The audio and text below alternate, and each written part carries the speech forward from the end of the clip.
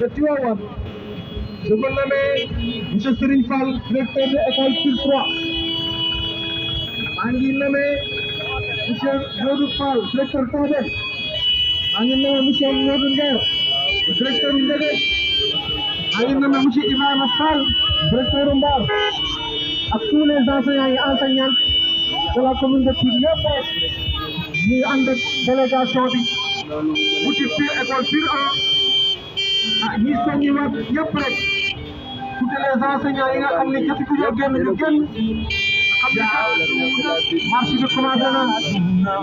liggéeykat yi ak ñëpp jàngalkat yi donc yu sunu rek moo di wax nag.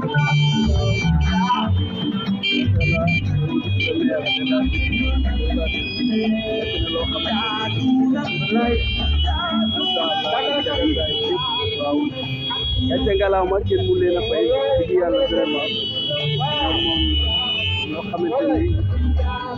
am solo lañ ci dëkk. Le vocable de l'honorable député pour l'attribuer à notre SG, l'honorable SG Aboubacar Sarr ci taxawaayam ci yëngoom ci bëgg lépp dox jàppale enseignants yi tey ñu fi sonné walaay démb dafa am lu mu indi daf ko fii ñu ne ko li daan na mu ne waa kër ñoo ko xàmmee ko dafal ko ngir bu ñu bisee ñu xàmmee ko daal fajal lay dugg guddi lay ñëwaat ci kër te loolu yëpp ci soxla jàngalkat yi soxla enseignants yi rek moo tax kon SG vous avez la parole.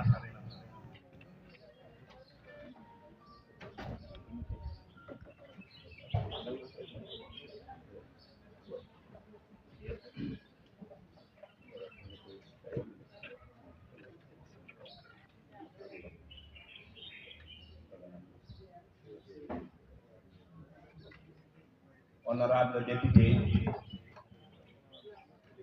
Monsieur le sous-préfet, Monsieur le maire de la commune de Pire, Monsieur l'inspecteur de l'éducation et de la formation du Tivaouane, chers collègues enseignants, honorables invités, c'est un honneur et surtout un grand plaisir pour moi aujourd'hui de m'adresser à vous au nom de l'organisation démocratique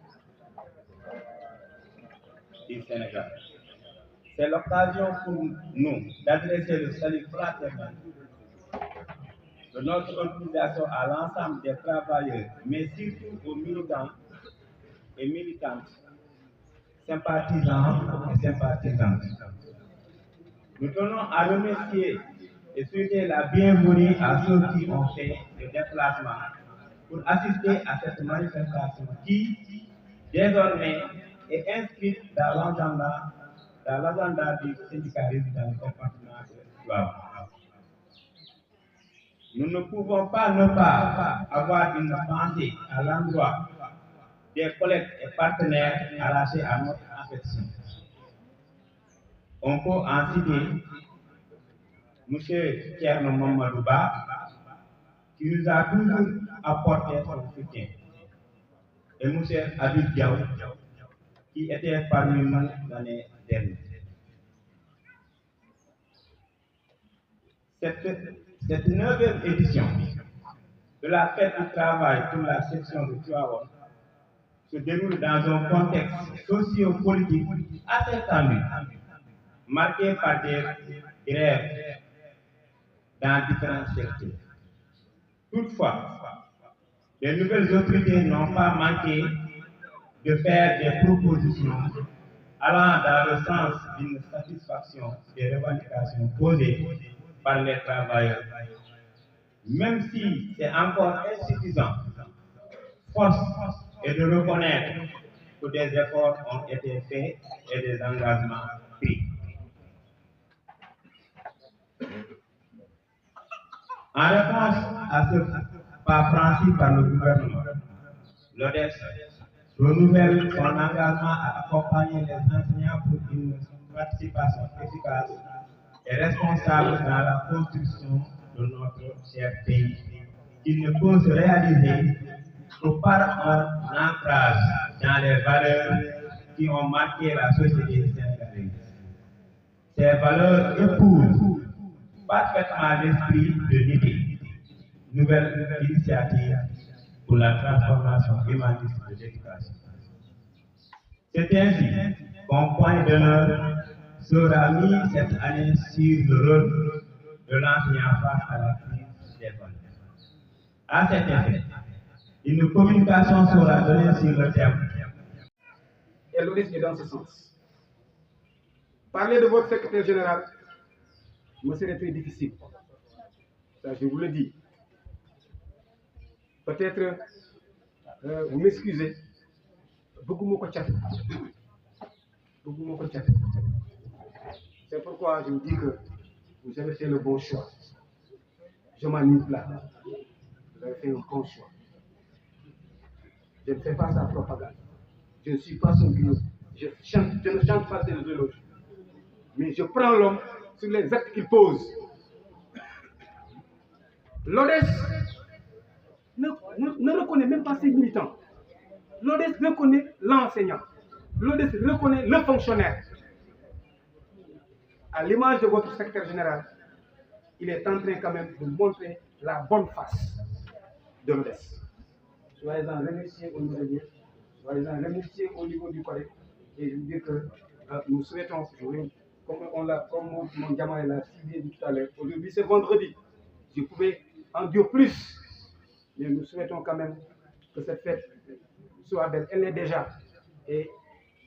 prie que chacun quand même retourne dans sa famille dans les meilleures conditions. Je vous remercie. Merci, monsieur le représentant du collègue de l'IEF. Je sais que vous avez roulé les terres vendredi, peut-être pour. Mais c'est pour quel perdu. Nous, on gagne, soit on gagne. Et ça me fait penser à votre outil de sélection. Dafa ñëw di jaare morom daal di ñëw daal ni morom si jël di jaare yàlla de moom bu baax bu ko neexee mu dundal bu ko neexee tamit mu dundal rek mu wax ko mu ne parce que bu doxee donc on gagne surtout toujours on gagne. Donc on va passer la parole au représentant du maire. Le maire était là. Je pense qu'il a marché avec nous, mais pris par des contraintes, il est retourné à la mairie. Donc ils ont une réunion là-bas avec la CDRS, c'est ce que vient de vous dire M. le SG. Nous allons aussi passer la parole à l'honorable député, ou son représentant, parce que j'ai vu ici Mohamed Diop et M. Diaye. Je pense qu'il y a aussi M. Mordier qui est là. Je pense que si vous pouvez dire quelque chose, vous pouvez prendre la parole. Massoud, vous pouvez venir prendre la parole au nom du. Aïe bien. Qui dit qu'il va venir? Malheureusement, parfois on confond les deux, qui la ragal et qui la respecte. Je pense que, quand il y a beaucoup d'agés, ça a été il parle de Tiofi. Vous voyez, c'est parce que la ragal, comme on dit, beaucoup d'autres sanctionner, mais au fond de lui-même, et presque nous avons dit, je ne veux pas faire de la stigmatisation, mais chez nos braves dames, on ne parle pas de le période. Ça, il faut diminuer ça. Mais aussi, il y a ce qu'on appelle la précarisation de la fonction enseignante. Enseignant aussi, si on a respecté, je pense que on a un épisode avec l'avènement des corps émergents. Ça a trop fragilisé les enseignants. Le respect de l'île à Montignon, le plus c'est le Waniko. Parce que si on est enseignant qui endetté jusqu'au cou, parce que l'île est failli. Nous avons fait des sortes. Nous avons fait des sortes. Kooku jàpp naa ni élève bi nga amal bàyyam xaalis bu la gisee ci du la war a jox du la ko jox beneen bi mooy soo nekkee jàngalekat aussi nga ñëw nekk ci kër bàyyu xale bi mu yor na añ ba léegi je pense que respect bi mu war a am ci yow tamit donc du ko am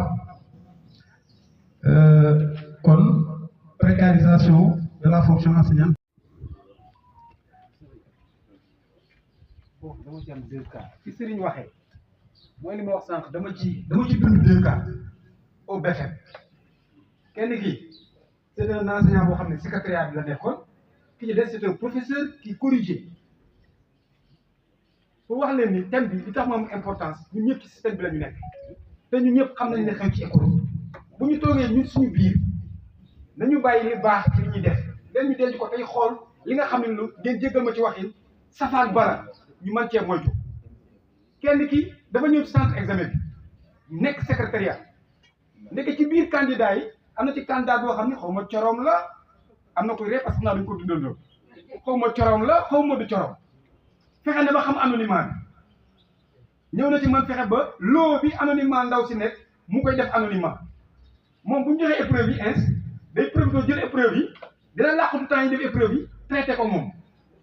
suy def anonymat bi rocci copie gone gi jël copie bi mu ko defal dugal ajjuma laa nekk te waxtu laa jóg d'accord dama ko dund li may wax maam Pam confirmé na ko beneen bi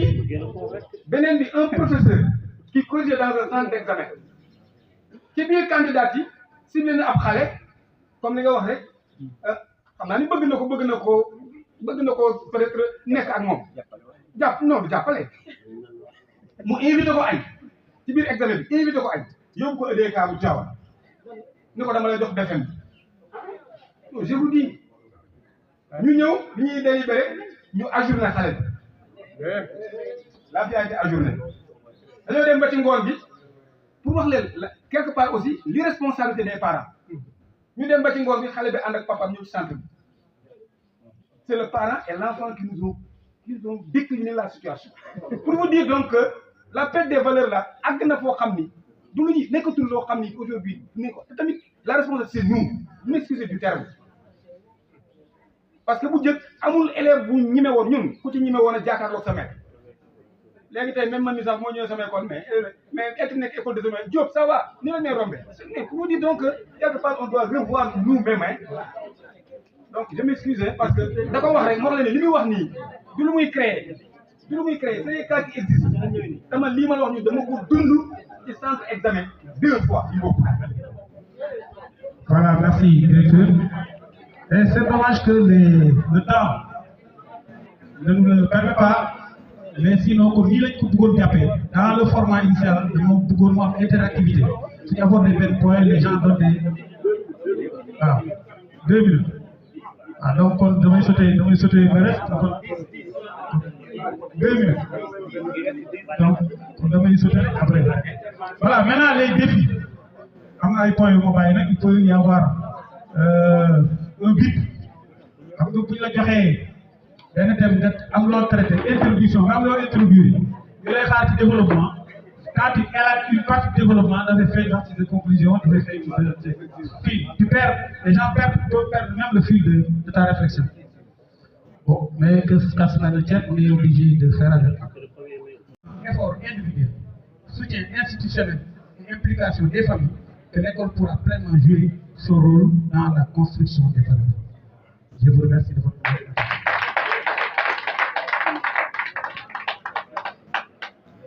Merci monsieur Fall wax dëgg yàlla thème bi am na solo te ni nga ko développé aussi comme ni nga ko waxee temps bi moo tax mënuloo ko ni ko bëggee woon waaye comprendre nañu et en parlant d'expérience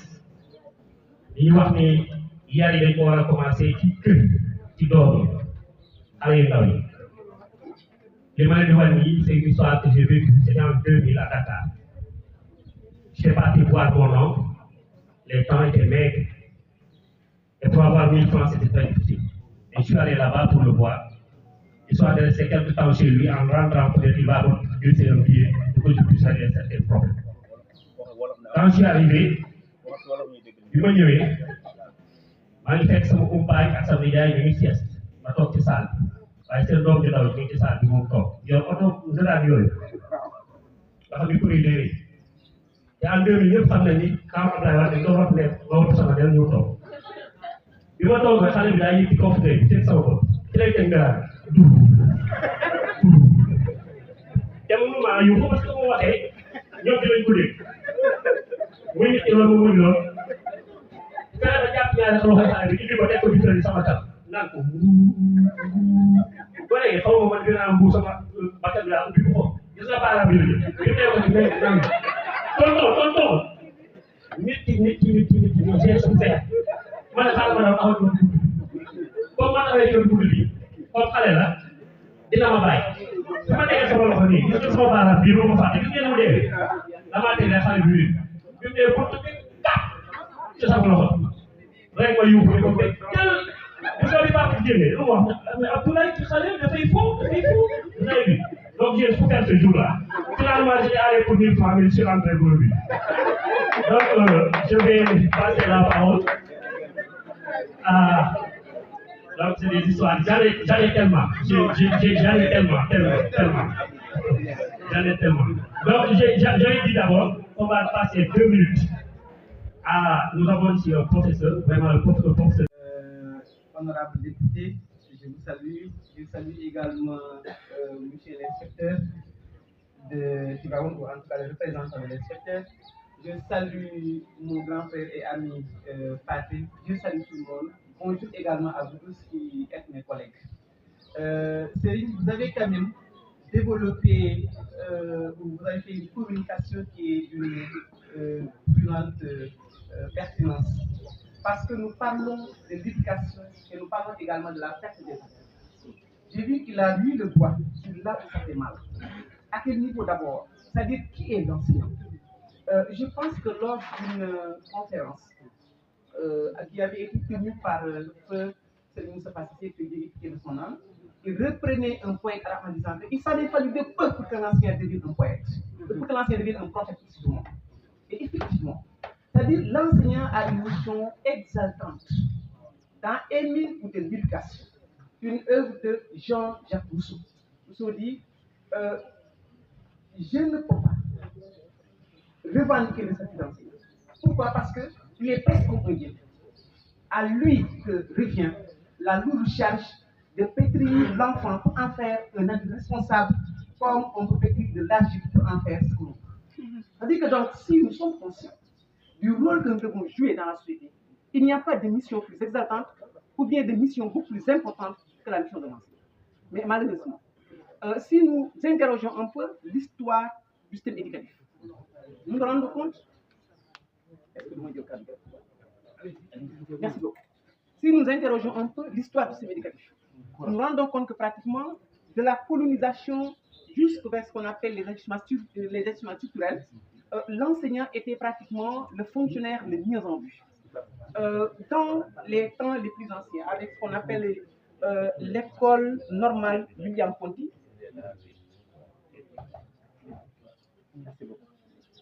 ce qu'on appelait l'école normale William Ponty, il y avait différents cotes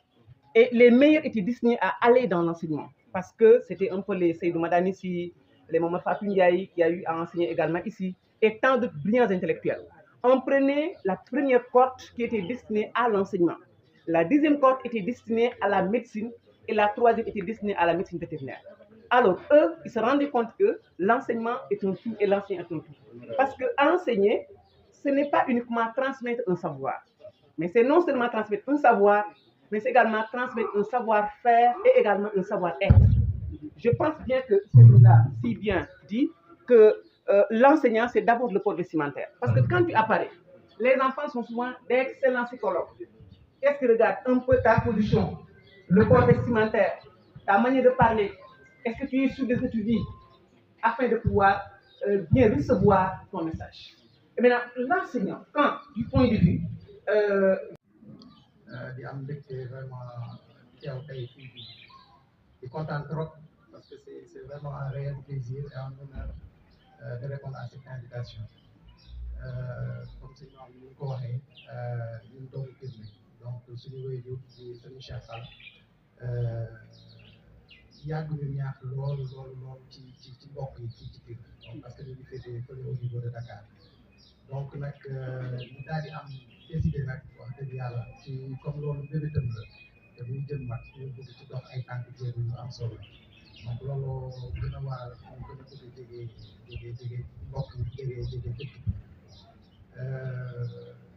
xanaa peut-être sànni ñaari kàddu rek ci li ma tàmbalee di wax ne c'est un honneur et un plaisir d'être accueilli par des enseignants parce que enseignant ñëpp xam nañ que modèle la un peu partout parce que li ñuy doog a yegg si rek am na yenn kàddu yu ci xaw a jib ci loolu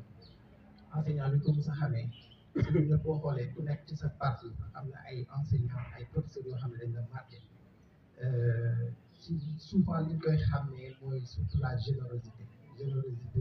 surtout dans la transmission du savoir donc seen taxawaay parce que dañuy wax ne dañ ko am na inspecteur wax na ko sànq mais éducation dafa tàmbalee ci kër yi am jeexital ci école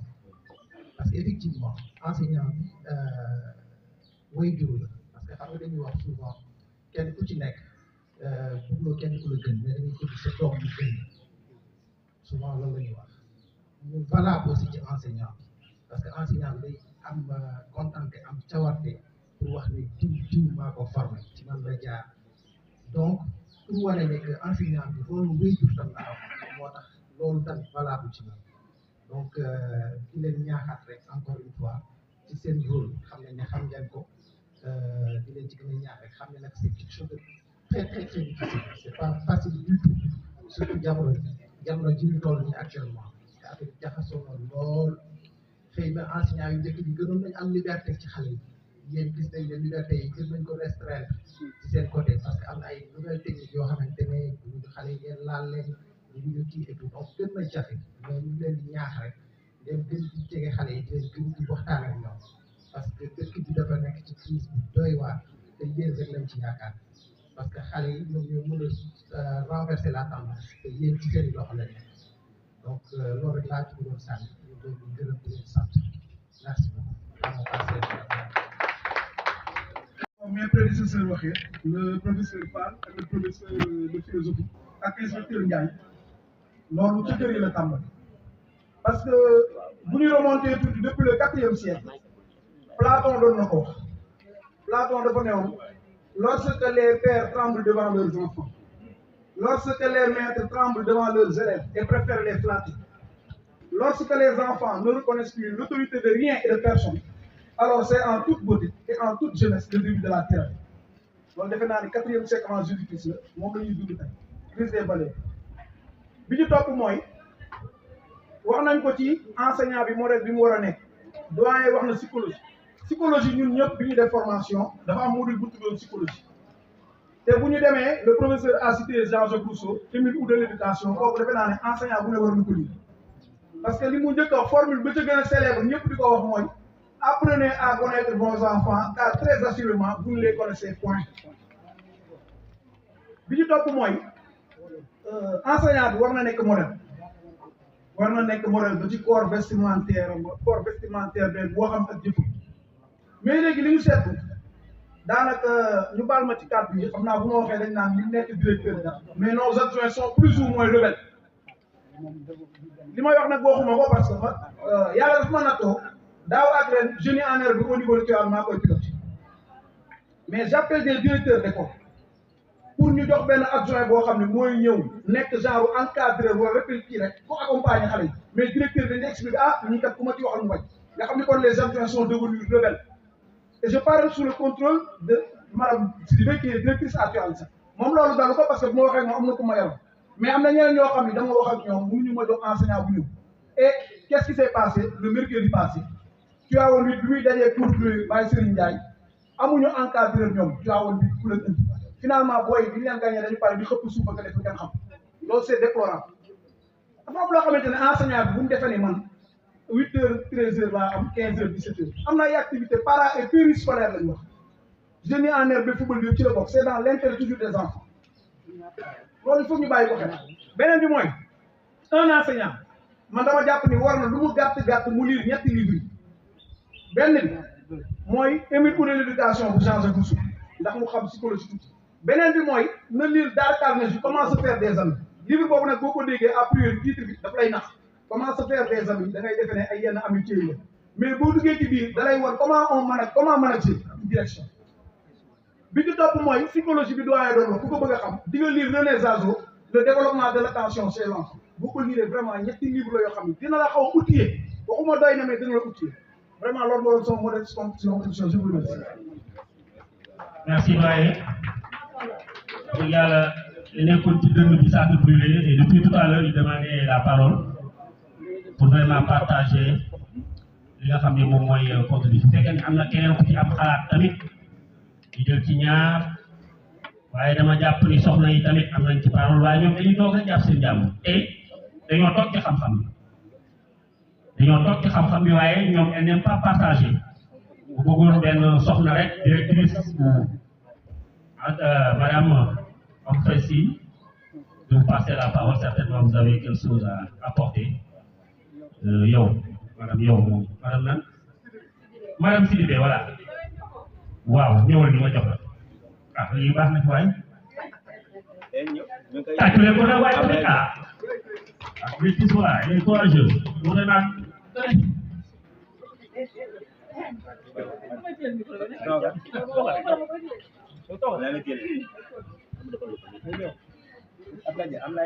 dañuy utiliser ci thème du jour foog ngay def madame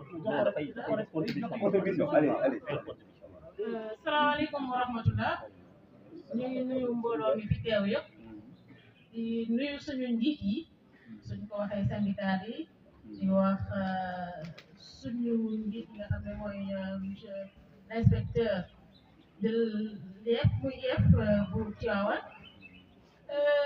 thème biñ fi déglu tey vraiment ku nekk mën na ci wax ndaxte dañ koy dund sa kër dund ko sa école dund ko ci mbedd bi suñu waxee xale yi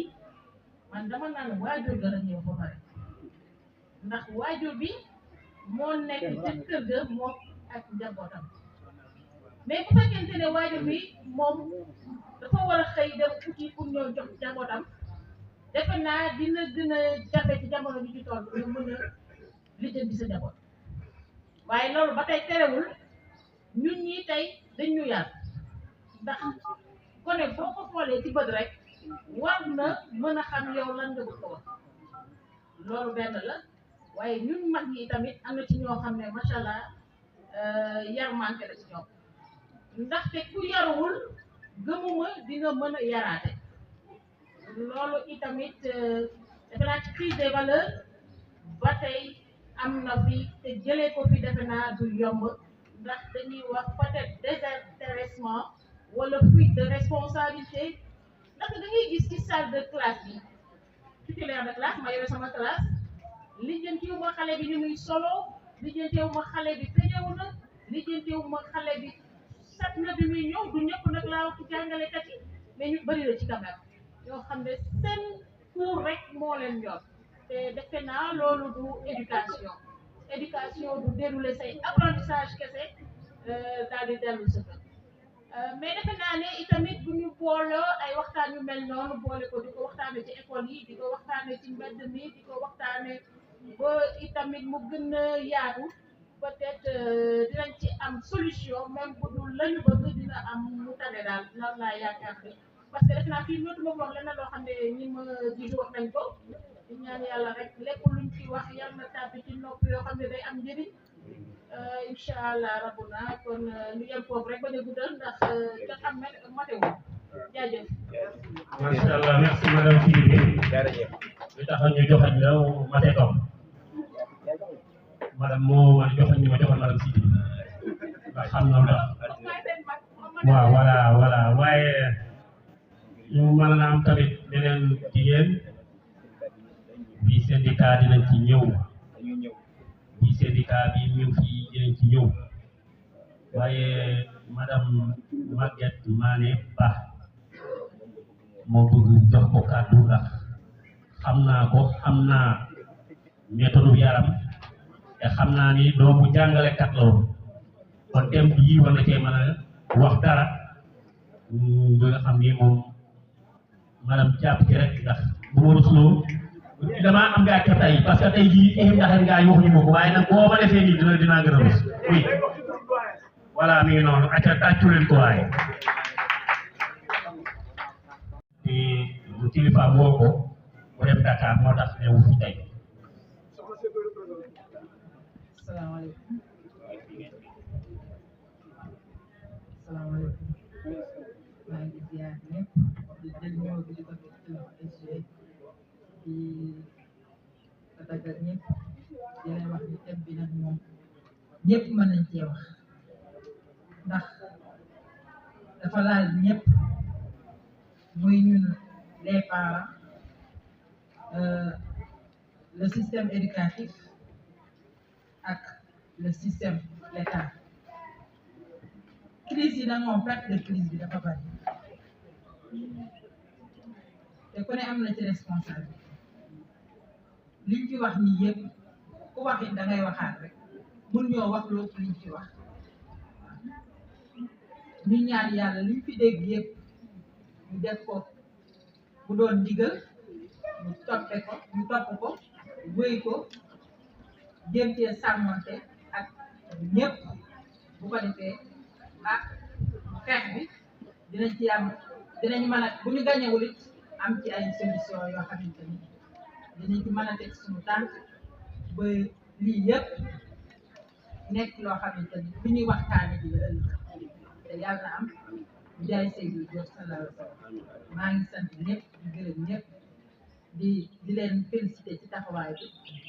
lépp rafet na macha allah organisation bi lépp rafet na maa ngi jaajëfal ñëpp Ablaye joxaat naa la parole. jërëjëf madame Ba moom c'est une sœur sama mag la mais mag bi bu di rakam la dëgg yàlla yaa ma ko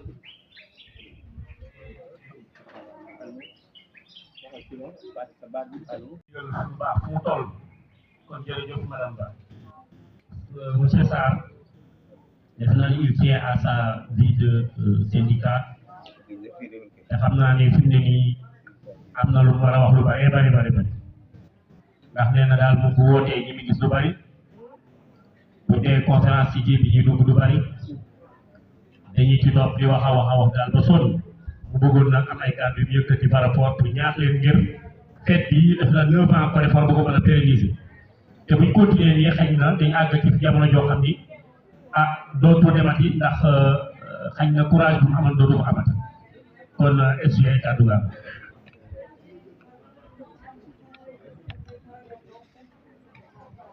voilà merci Laye comme ni mu ko waxee ah dafa fekk ni ay nit bu ñuy ànd war nañ léeg-léeg ñu ñett seenu ànd ba xam fu ngeen tënk 9 ans du benn fan du ñaari fan activité booy mënee 9 ans yaakaar naa ni am na loo ci xam liñ ci xam nag moo waral woote waxtaan bi ku gis mbir mi ni mu demee ak ni mu daan demee mën ngaa juum parce que en réalité nii rek la daan demee dañ daan jóge kaas ba marche ñëw fii ñëw toog développé dem añ xéewlu naan suñu ataaya après waxtaan suñu syndicat mais li nekk ci ginnaaw loolu en terme de difficulté en terme de contrainte nga xam dañ koy gérer à l'interne day baax nag am foo xam bu ñu fa tolloo ñu xam ko. La dernière édition on était là jusqu'à minuit wala côté on était en train de voir comment faire pour gérer en tout cas la situation d'après-fête mais xëy na nit ñi duñ ko wax duñ leen ko wax beneen bi ci des it mooy ku ñëw fekk ñu fii day ni activité bi aussi réussir na mais pourtant am na une partie de l'activité boo xam ni xaw na sooxe lool muy la marche te marche bi dafa bokk c'est une partie intégrante de la manifestation fête du 1er mai défilé baax la ci woon ñu défilé à travers la ville ñëpp xam ni enseignants yi tey la seen bés je pense que loolu c'est la marche, c'est une forme de communication. Puis nous communiquons entre nous, mais par la marche nous communiquons avec la communauté. Que dañu amoon tey occasion en tout cas lancer une visibilité boo xam ni bu extraordinaire boo xam ni syndicat bi mën na ko am. Mais malheureusement on a vu que voilà ñi fa nekkoon bariwul un syndicat boo xam ni waxuma ñi nga xam ni nekkuñu ci groupe bi parce que am na ñoo xam bokk na ci syndicat bi te nekkuñu ci groupe mais ñi nekk ci groupe bi rek ça dépasse les 200 personnes su nekkee ci groupe nga xam ni ils ont toutes les informations par rapport à l'organisation, par rapport au chronogramme, par rapport aux activités à mener. Ñu xam ni kenn ku ci ne am nga ca wàll boo ca war a def. Je pense que ku ci deful sa wàll day am lu muy niru ba tax ñu bëgg ñu toogaat nag waxtaanaat ba ñu xam ni lii ñu yor nii di ko def muy suñu fierté mu nekk benn bés ci ñun syndicat yu bëri envié ñu ci parce que boo bëggee dégg-dégg rek au niveau du département région bi sax moom moo wóoru mais xam naa ne au niveau du département moom c'est sûr que nous sommes la seule organisation à organiser une manifestation d'une telle ampleur kon nag ma jàpp ni waruñu koo sàggane ba muy naax saay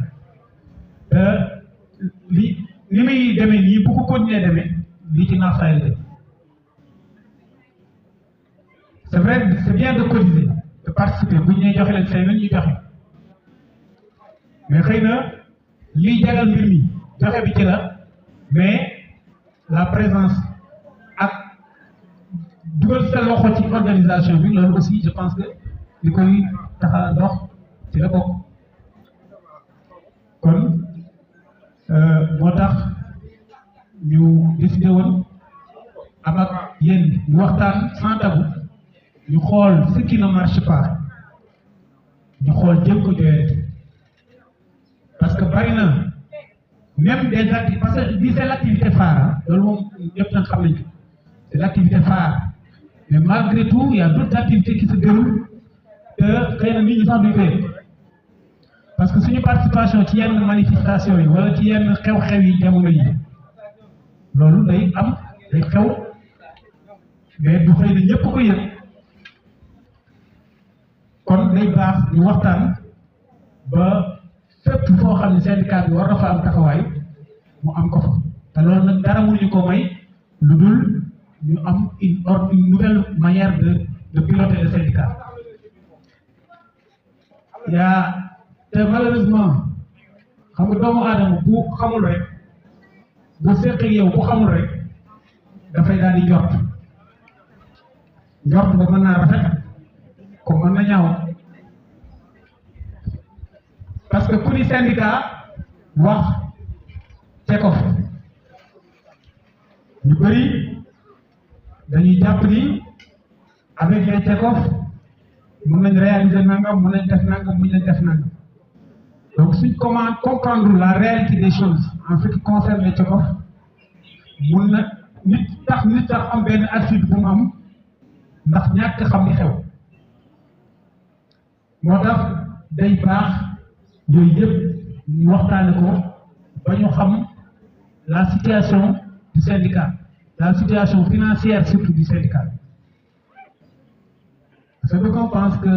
voilà le syndicat a de l'argent xaalis ñu ngi jot CECOF nangam alors que c'est pas la réalité des choses kon loolu aussi dafa bokk ci poñ yi nga xam ni war nañ ko leeralante ba kenn ku nekk am en tout cas une connaissance exacte de la situation am na yeneen poñ yoo xam ni dinañ ko souligner en tout cas au fil du débat li daal dañu bëgg mu nekk comme ni ko madame waxee sànq bootum biir ñu waxtaan suñu biir xool lu ñuy jëmmalaatee syndicat bépp organisation boo gis faut mu am de l'animation politiciens yi xam nañ li may wax muy parti politique muy daayira lu mën a doon su amul animation dafay dee animation na xëy na tey avec les réseaux sociaux bari na loo xam ni yombal na ko xëy na di daje régulièrement mën na ñàkk mais au moins que ñuy am des plages de discussion yoo xam ne lañ mën a waxtaane fi mu syndicat bi mais malheureusement comme ni ko SG waxee su dugalee communication ci biir groupe bi les gens ne réagissent pas soo wootee réunion les gens ne viennent pas bon on attend le 1er mai envoyé seen cotisation affaire bi jàpp ni affaire bi daal faaw ñu xoolaat donc juste pour ne pas trop retenir la parole damay jox SG peut-être mu dellusiwaat par rapport ak un certain nombre de points yoo xam ni énuméré nañ ko fi mu indi ci ay leeral merci. Monsieur Fall wala lu mu wax la neexul merci monsieur Fall li ñu wax moom mooy fer de lance bi ñu wax moom moo yor mbirum syndicat bi parce que xalaatam dafa am solo man damaa nekk jiit rek mais dama jiit waxuma jiit day tey dama jiit laa waxoon la jiit ah duma jiit la da ngeen ma jiital kon mais xam naa ni tel bi yor ma Elas Bekaay mu ngi ne monsieur Maïga mu ngi ne Oustaz Ablaye Diop ak groupe DSH ñu fi nekk yëpp ñu ngi may jóg man damay bébé dal rek moom ñoom ñoo ko moté jërëjëf monsieur Fall su ngeen gisee ñu leen di wax ni nañu ñëw waxtaan dafa am solo xam nga nit su sonnee damay wax parfois ay saa soo mën a mën a dof bàyyil dee mais tout est possible dans la vie adduna bi fi ñu toll nii surtout ñu nekk gannaaw fale Ibrahima Gueye Ba mu ngi fee Bakke et les autres la jeunesse damaa bëgg ngeen déglu bu baax ak comme ngeen bàyyi ci seen xel xam nga syndicat bi c'est une organisation sociale organisation na am na lu ma laaj dafa laaj d'abord engagement bi fekkee c'est un petit groupe ñoo koy gérer suñu sonnee rek wala leneen su xewee rek yëpp day soog te man sama mbébét mooy lii nii li nga xam ne ñun ñoo ko moom li ngeen fekk premier maire bi monsieur Fall fii ba Thiès foo gis ñu organiser ce sont les centrales syndicat spécifique bu koy organiser mooy MODES ñun ñu fekk fii syndicat bi en 2009 la ñuy créé syndicat dans le département maa ngi remercier doyen Momar Diagne taxaw nañu tudd këram am na benn waay bu tudd Limamou Laye Seck ministère des finances la nekk bu ma amee matricule janvier 2009 mu ne ma da ngay jokkoo ak kooku mu ne ma Sarr on vous tend la main ma ne à propos de quoi à propos de notre syndicat ma ne ko donnez-moi le temps de réfléchir woobaat ma ko fin février ma dajale 15 personnes temps boobu maa ngi dëkk fare côté kër ñu Ablaye Ndaw noonu butiku Matlaay Cheikh Gueye mu ngi ne su dañu woote foo réunion ñoom ñu jóge Dakar ñu ñëw 15 personnes ñooy yëndu sama kër ñu ñëw fii def réunion premier adhérent ñu koy nuyoo bu baax mooy doyen Samba Ba c'est le premier adhérent bu ma ñëwee ba ma dalal gan yi mu ne dama am empêchement Sarr fexal la nga jiit syndicat bi parce que yaa ko piloté ma fii ma ne ko man du ma ko jiit damay proposer coordonnateur la bu ñu demee ba ñu yegg si te dañuy wax ne Sarr di coordonné ci la fii la affaire bi dama comme démarré doyen Makumba Mbaye inspecteur mu ngi ne moom ak ñoom Cheikh Gueye temps boobu monsieur Fall mi ñëwagul syndicat bi mu woon ses ci la ñu démarré pour nga cité ko sax pour wax leen rek nu ñu démarré ak syndicalisme bi ñu mën a man nag dama am benn jikko man su ma xasee ko dugg si dara rek dama ci def lu mu bu ñu ñëwee fii adhésion yi même 15 personnes yu ñëwoon ci réunion bi 7 ñoo adhéré waa Pekes ñu ngi ne dama doon jël oto on après midi ma ñaan doyen Faye Tambou moo fay nekkoon ak doyen Ba ma dem Pekes wàcc 13 heures kat après midi ma fekk ñoom bekkaay seen école ma ñëw ma ne dañuy créer benn syndicat bekkaay mu ngi nii moom fàtte naa moom si premier membre yi la bokk si SNF ci la nii la ñu démarré sama tànk ak pexe ñu ma doon àndal le 7 le 11 mai 2009 31 juillet on a eu 80 membres 80 membres au niveau national 25 000 francs lañ ma mën a jox durant tout ce parcours bu ma leen indilee benn bi 50 membres ak ñu sëf ci la ñu nekk ak ñoom lu tax ñu séparé ak ñoom parce que ñun syndicat bi au niveau du département Tivaouane dañu bëgg nekk autonome dañuy organiser comme ñu toog di waxtaan ba ñoom ñu dem ñu ne saar mi dem na ba am ay comment dirais-je des renseignements am na des connaissances pour chaque ministère ci moom fu mu moytul moom il nous gêne daal benn bis dama woote téléphone anecdote la ñu ne ko yoonu Dakar section bi doyen maam ñu ne ma kii bi de 2009 jusqu'à 2015 sans registre tourne benn dërëm musul delluwaat Ali Touré mu ngi ne defoon nañ fi benn réunion Ali mu ne saar bi nu muy demee Dakar rek di dem di ñëwaat koy yónnee na ko jox 1000 francs wala 2000 ma ne ko man de sama xol mayu ma nga may yónni ma jox ma day naa dem parce que damay dem diis yàlla kuy diis yàlla nag da ngay bàyyi mu dem ba su demee ba sotti looy def defal ñu insister am na benn waay bu ko tudd tur bi ñu fekk ma fii maa ngi yor série bu ma ñëwee mu jox ma dossier ma expliqué ko loolu ma ne ma fekkee loolu de man yoruma dégg man une dossier man garaaw bàyyi ma am pour te dire mu yóbbu dossier am lu toll na 6 mois ba nekk mu yor naa ma kat damay vérifier pour man dem na déposé feneen déposé Seydou mën na ko fàtte damaa woo seet ma ne waxal diw na indi dossier bi mu jox la da nga koy déposé mu jox Seydou ma jël dossier bi man kii nii su tardé maa ko tardé lu ñu ma waxoon au niveau de la région dama koy bàyyi ba monsieur Fall ak bi ñu ñëwee si hôtel bu ma ñëwee loolu la ma doon wax mu ne ma boo continué boo mosul sa famille dañ toog a lu ñuy wax ni nag c'est très important c'est la vie du syndicat pour wax leen rek ci kaw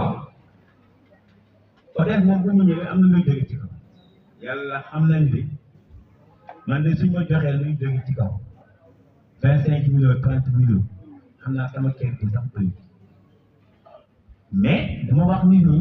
am na nag ñi nga xam ne des gens très reconnaissant ñu ngi fi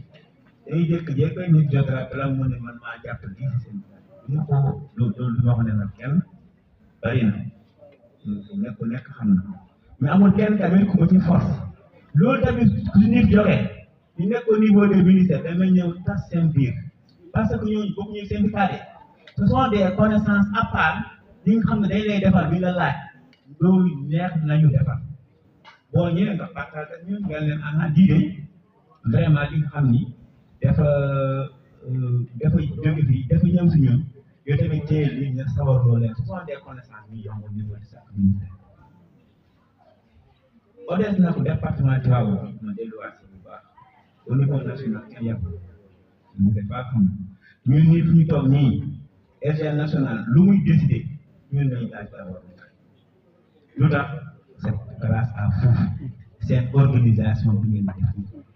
premier bi ko commencé def en 2015 fee la ñu daje ci salle bi Cheikh Gueye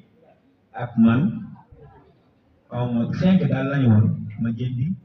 3 canap après midi fii lañu jullee takkusaan ci bibliothèque ak Aliou bu ñu ko defee man leen nag demee dañu bëgg a commencé déwén bi ñu commencé béykat yi fekk na ñu ñëw bu ñu ko commencé motuñu woon 15 année boobu yére yu ñu jëndoon ci moo dem ñoom box bi ñoo dem Modou Thiaw moo ñu jaayoon ak ñëwaat beneen année ñu demal suñu bopp jënd 2018 mooy buum bi ñu am un grand nombre 2019 un grand nombre 2 ans ñu am Covid bi moom intervalle amul je prends les 3 années yu mujj ñëw nañu ba voilà la vie de cette fête mais fête bi ñu koy def mu ngi réussir ñu ñëw léegi ñoo fête bi réussir mais su ngeen xoolee contrat yi pour dugal ñu bari nag liiruñu loolu nag je déplore suñu dugalee daal si groupe bi la ngeen am temps libre dafa am solo daaw cotisation on a cotisé 440 000 soutien 445 000 soutien moo ëpp cotisation réflexion loolu est-ce que mën na continuer daaw 20 jours avant la fête rek nañu nag xam nga rek nañu nag duñu fête ren 2 jours avant la fête avant te mercredi benn soutien ñu cotisation léegi nag est-ce que suñu continuer noonu est-ce que fête bi dina am dañuy mën a dund rek si cotisation mënoon nañu fekkee si comment dirais si soutien rek la ñu xaar pour def la fête bu ñuy def fête bu ñuy toog fii le mercredi dem nañu ba timis jot réunion bi bu mu commencé timis ñu julli ñëwaat xalaatuñu woon sax jënd na bu ñu calculer jëndi ginaar bu calculer jëndi yàpp boolem mu nekk 240 monsieur Touré ñu ngi koy nuyu bu baax moo jël mu ne man de tànku gannaaw bi nga bëgg a def nañu avancé waaye li ngeen di wax ni mun na am nag mu ne man def naa si 20 000 pour 250 000 mois def na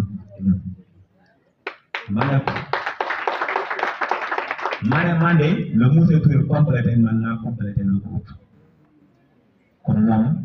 moo déclenché nag ba ñu koy jaajëfal bu baax bu ñu demee ñu woote nag 250 000 am ku ñu ko waxoon jaay na nag ñuy wëri bu ñu jógee fi sérieux 20 kilos lañ jógee ma dem ba ñibbi sama kër yàlla xam na naa Ablaye Dieng mu ngay tooñ démb bu ma rombee sama kër dem sama doom bi jigéen bi mu ne premier moom kenn du la gis su ko dégg ñëwaat a génn et puis effectivement démb doom naa ba sama kër xaw ma sama kër laa yàlla xam na parce que kër maam Fall laa jógee ma branche sama portable di dem si kii damaa jël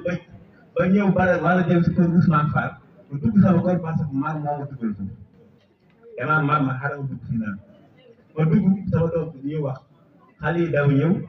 ma génn bu mu ñëwee barki démb moom sama si dafa teg reer mu ne ma yow doo reer sa reer bi man ci mu nekk dafa génn parce que mënu mu woon jeudi bii kese wuti si nag day métti ma woo sëriñ 22 heures mu ne foo nekk mu ne maa ngi daal mu ne fooy dem mu damay ñibbi ma ne ko jëlal oto nga ñëw kër gi wala Jakarta mu ñëw kër gi ñoom la xaw man nañu wër la mu dugg ci biir dëkk ba ñu woon benn gétt ñu dem ba gis nag bi ñu waxtaan ba 280 000 ma ne alhamdulilah Ali motal 200 motal lu ci des 30 000 loolu moo indi nag c'est pour vous dire que dem yàlla xam na ni de dem naa salaire mais ba léegi lu dul boutique bu ma fay benn dërëm dindi ma ko sama salaire année bu nekk noonu lay def il faut fête bi jàll ma soog a xam man lan moo des wala lan moo des pour il faut ngeen xam loolu lu tax ma bëgg ma xam loolu parce que xalaatuma man de man su ma nekkee fii incha allah naa def loolu mais mun naa bañ a nekk fii su ma nekkul fii xamu leen lii wutal leen ko benn su ngeen moytu dootu la fekk dootu la monsieur Fall barke dem lu mu wax nii daaw jël sax la woon daaw xaw na tane daaw parce que soutien yi teel nañ ñëw am nañu dara di nga wax ni daaw jël bu ñu paree ñoom maa paa ñu fi toog comité d'organisation dañu pare mu manqué 100 000 francs Free Fine moo mu ne diir nag balaa ñu toog nañu waxtaan parce que lii su leen fay booy saa kese moo koy fay maam paa mu ne man de su ma amoon sama tisi teg naa ci temps ci moom mu teg naa ci temps ba dees 20 000 si doo ma ne man tey nag bàyyi na mu gàddu 20 000 lii la ñu doon il faut ngeen xam nga léegi nag ñëw nañu ba fii keroog bu ñu commencé fii di réunion Ibrahima Fall bu ñu ko waxee cotisation moo ëpp soutien moo fi cotisation bu ñu dee ñu tooñal lii kenn xamu ko ma ne ko lire leen comprendre bi au fond su ngeen liroon vous allez comprendre lii nag suñ ko continuer loolu moo tax ma ne na ngeen toog ngeen xam suñ ko continuer nii dina am foo ma toll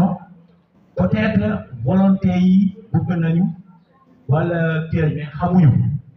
suñu xamee nag nañ ko wutal pexe ban pexe nag la ñu mun a am teg sur place pour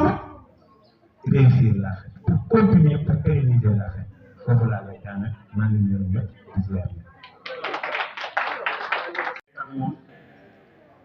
ñu koy gaañ mooy àq te dañ ko xam te ñu mel ni Aboubacar Sarr dañu mas a moytu dans la mesure où il ne dit jamais non et tout le monde sait que li mu wax nii ñu bari yëngu ko ñu jàppoon ni rek ñu wootee ñu jëm suñu ñu joxe on a droit quand même ñu tegal ñu lu ne waaye nii moom xamewuñ ko woon nii Aboubacar doonte bari na ci réunion yoo xamante ni fii daan nañ fi nekk maam ci benn xalaat mu war a nekk un engagement collégial de tous les membres de l'ODES parce que du 10 te mën a régler problème je pense qu'on est à combien de membres 150 membres actifs 150 membres actifs au moins si chacun pouvait donner à la fin du mois 1000 francs ça fait 150 000 francs multiplié par 12 ou 11 ça pourra régler le problème et du kenn du ko yëg c'est un engagement que chacun doit prendre 1000 francs à la fin du mois envoyer au trésorier ou à la trésorière buñ ko dajalee yëpp yaakaar naa ni bu fekk ñëwatee la ñuy yokk sax du bari waaye bu ñu bëggee xaar ba mu ñëw xam nga bu événement yi dajaloo parce que nañu fàttali dañoo nekk ci période tabaski mu métti lool ci borom kër yi surtout ñun ñi nga xam ni Ramadan bi ñu jógee ci Ramadan mu daaneel ñu ñëw ci ko ci bi Korité ñëw jëm tabaski te ñëpp xam nañ ni tabaski loolu soxna yi mën na ma baal ci koor gi Korité gi du ñu ko baal ci tabaski kon dana métti waaye lii je pense que c'est une solution bu ñu jëlee engagement à la fin du mois chacun donne 1000 francs pendant au moins 11 mois defe naa ni dina régler problème bu bëri te yii yëpp luñ ko am ne dañ mën a pérenniser suñu fet man daal loolu c'est proposition boo xam ne maa ngi koy def bu ko nit ñi nangoo rek ñu engagé wu te ku ko engagé wu na nga fexe ba respecté parce que day doon bor suñu ko jëlee muy engagement képp ko joxe xamal ne yow yaa amal bor ODES waaye après le malade 1000 francs à la fin du mois vraiment c'est à la portée de tout le monde franchement voilà donc je vais sans pour autant tarder oui passer la parole waaye à moi Mamadou Diagne d'abord Diagne l'honneur à l'usager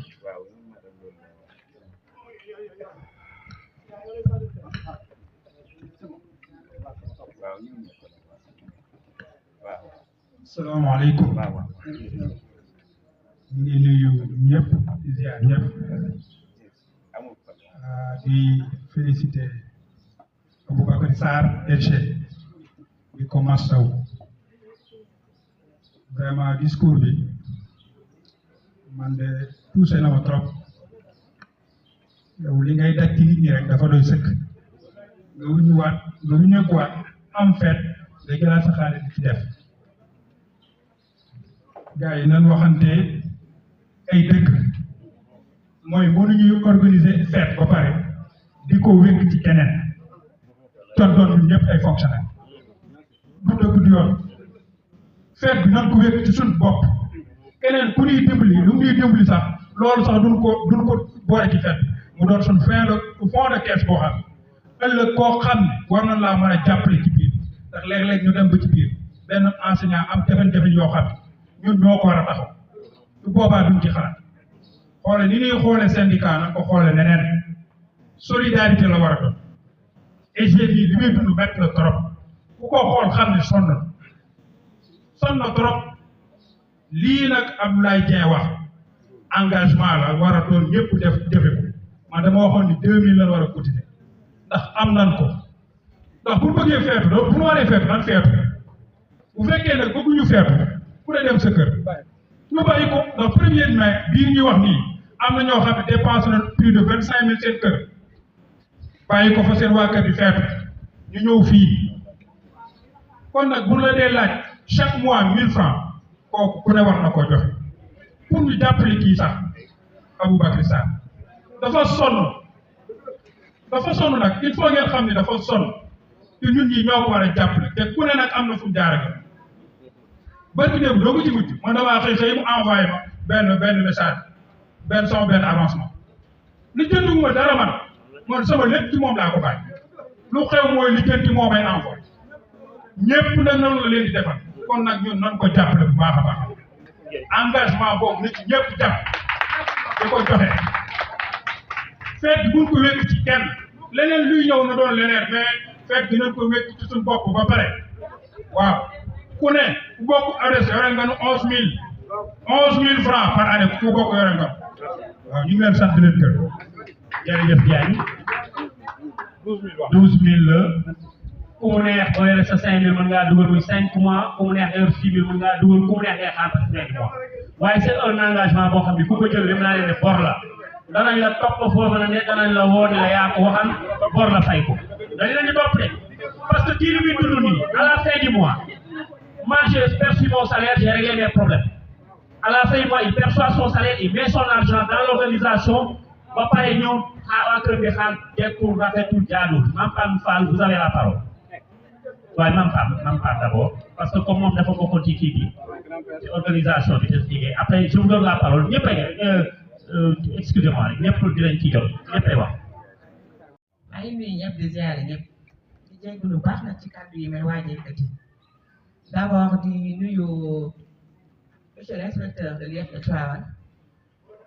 di nuyu le CODEC muy le directeur de l'école B1 ñu koy nuyu bu baax macha allah di remercier ñëpp di nuyu ñëpp di nuyu SG l'infatigable bëgg ñu tàcc ko bu baax a baax. yam naa ko torop waaye bu sonn la monsieur Diagne m'a un peu marché sur la langue Sarr du sonn du taay boo demee këram booy làkkatu Sarr demal këram nga toog fa nga xam ne du la ko fekk Sarr toujours mu ngi ci bëgg-bëgg nit ñi toujours mu ngi xool yow des fois man je me dis que damay toog sax du ma lijjanti dara sama carrière mais Sarr moom mooy ñëw di la seet pour lijjanti sa carrière kon kooku ku bëgg réussir enseignant yi ku bëgg jàppale syndicat bi la man boobu je suis fier d'être un membre de la liste kon ñu remercier ko de tout cœur ñu remercier équipe bi mu àndal yëpp monsieur Fall doyen Dieng doyen Pape May l'infatigable moom aussi fii ñoom ñëpp dañoo jàpp pour journée bi mën a jag bu fekkoon dañoo toog fi ñu toog ñoom ñu toog fi ñu toog kon tey ji du am kon jaajëf may ñëw di wax tuuti ci sama contribution par rapport au sujet posé may wax ni lii ñun nous sommes des fonctionnaires kenn waru ñoo gis duñu yërëm ay enseignants lañu nañ dëggal suñu bopp mais def fait premier mai di laaj contribution man de rus naa ko te moom lay defee dëkk bi fu nekk saa dugal na fa tànkam pour ñu dimbali ko 50000 bu amee jël bu amee 5000 jël bu amee 1000 francs jël te ñu nekk ay fonctionnaires di yalwaat comment amul fenn nit da ngay dëggal li nga nekk da ngay gëm sa bopp tey ODES bu ñu bëggoon joxe chaque premier mai 25000 francs war nañ ko mën a am nañ ko de déedéelu gi la ñuy baax te dëggal suñu bopp man je me dis que ni lii dafa war a réussir à 100%. des fois SG ñoo jox ma lettre ne ma joxal diw nañu dimbali wala ñun damaa découragé fekk bi ñëwagul te dara nekk fi man ko mais li fi nekk ñun ñoo fi war a def buñ ko fi deful du fi nekk kon war nañoo mën a gëmaat suñu bopp nous sommes des enseignants encore une fois lii moo tax bu ñu gis di ñu yërëm nañu dëggal suñu bopp xeebel gi ñuy xeeb ñun ñoo ko wane ñoo ko incarné moo tax ñu ñuy xeeb nañu dëggal suñu bopp xam ne nit ñu am valeur lañu métier bu noble lañu yor kon boog di remercier waat ñëpp encore une fois di jéggalu bu baax nag xam naa tusuñu moom xam naa sant Dieng ak Diagne waaye nag lu ma leen defal neex na leen clientèle bi macha allah mention spéciale aux dames je le dis haut et fort benn bu ci jigéen desul te 10 000 francs la ñu génne ko jënd ko te xam nañ ni tabaski baa ngi ñëw jamono neexul waaye les hommes moom xaw naa gis du ma leen ko nëbb de stock bi mag ci sama boutique tege te c'est pas du tout normal nous sommes syndiqués ku nekk même boo bëggul vaccin bi war nga koo mën a jënd bu dee 2 mètres nga def ko chemise nous sommes engagés il faut montrer notre détermination mais trop ñu andi tissu stock bi resté après premier mai mu nekk sama pertement c'est pas du tout normal tey bu ñu defee man dama engagé wu pour le nom du syndicat nekkul ni dama ci am lu dul ceex tey jii tissu bi benn 1000 francs wala 500 francs laa ci am na ñoo xam nañ baax li may wax mais ren dama def le tout pour ODS am tissu ku nekk tey boo nekkee commerçante xam nga ni tabaski baa ngi jëm si ay commande designer ngay am bazin ak leneen man je me suis sacrifié prendre mon argent pour ma jënd ODS kon bu ko si desee góor ñi maa ngi leen di xaar ñëw leen ngeen jël si reste ba fa nekk di remercier bu baax Tata Boxo ci cuisine ak équipe bi mu àndal yëpp kontaan nañu suñu xol sedd na vive l'ODS engagement bi na ko ñëpp respecté merci. Fall Ndiaga Yaram wax dëgg yàlla sol yëpp sol nañ solu ma maalaay nag ba nga xamee ni sama sa nijaay la danaa waral nag joxam loolu nijaay dana ko doon jabaat dana ko defal nijaayam waaw ay talaw yaa oustaz moom it mi ngi laaj parole bi monsieur Niang yow ak doyen après ngeen ñëw yëkkal seen dara ak waa ak Cheikh Abdallah Diop ma rek ñu gàttal rek ñu julli waaw ñun am nañuy rocceeku nag yaay Diop su ma aaree jërëjëf gis nañ rocceeku bi salaamaaleykum gars yi maa ngi jégalu jëlaat bi ndax comme ñoo ko woon li may wax rek mooy maanaam monsieur Sarr bi man bi may dimbali ci sama wàllu reclassement boobu sax bokk ma ko des mais damaa mujj dem ba ni bët bu rusul toj ndax li muy def ci ñun saa yu xëyee aw noonu dem jaadu woon na sax nag bu woon pour ku ci def sa dara daat ni maa tax ba mu am nangam jaadu woon nañ ñu mobiliser wu utal ko oto muy dem loolu war naa mën a ne mais nag bu fekkee ni complication yi xëy na man bi ñuy participer ci oto bi fexewoon naa ba mu am ko kon loolu rek moo ma ci jaaxal man waaye bu fekkee loolu du ci am normalement waroon na ma mën a engagé sax mu am oto semaine bu nekk mu dem bu ko defee kon loolu nga wax fii ci wàllu proposition boobu nga wax ci 1000 francs yi man rafetlu naa ko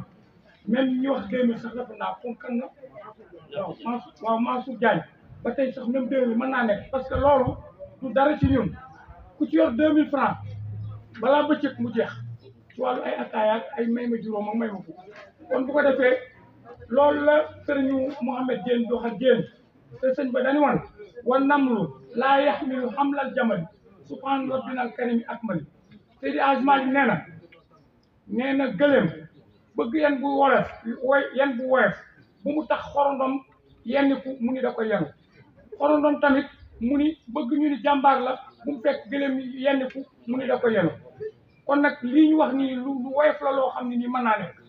ko defee daal Sarr ñun ñoo ngi lay sant bu baax a baax di la gërëm xam naa tamit ku ci nekk war ngay wax syndicat bi di ko jottali di ko jàllale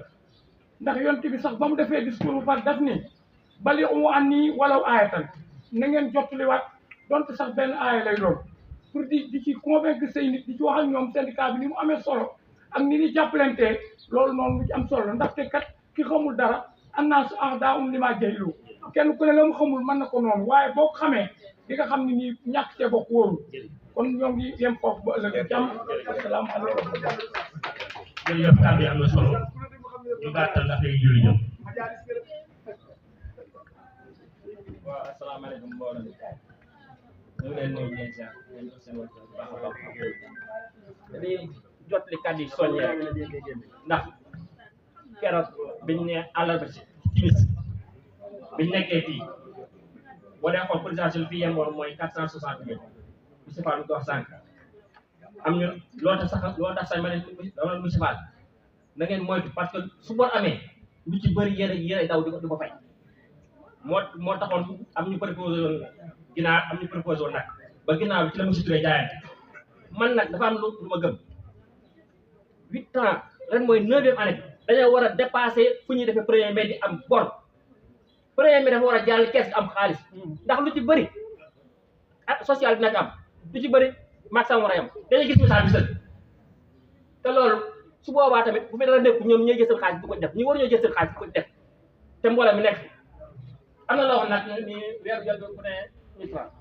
man nag dafa parce que boo dee xool 460 000 yi li tax sax jëluñu nag parce que nag 300 000 boo ko jël lu ca des 160 000 la ca des te li nga doon xaar ñëwul man nag dafa am benn proposition may def bu romb 11 000 bu romb 12 000 gis nga mbir mbooloo moo gis mbooloo moo gis mu mel ni am néegum ñax day am nit ñoo xam ne ñoo koy yanu maanaam fii ne nii tey jii dafa am loo xamante ni si parce que bi ñu nee àllarba la booba nag am fi woon te daaw ne woon teewal na am moo tax damaa bëgg parce que bu fekkee 300 000 la nag 300 000 la jar tey jii boo par exemple boo jëloon 30 personnes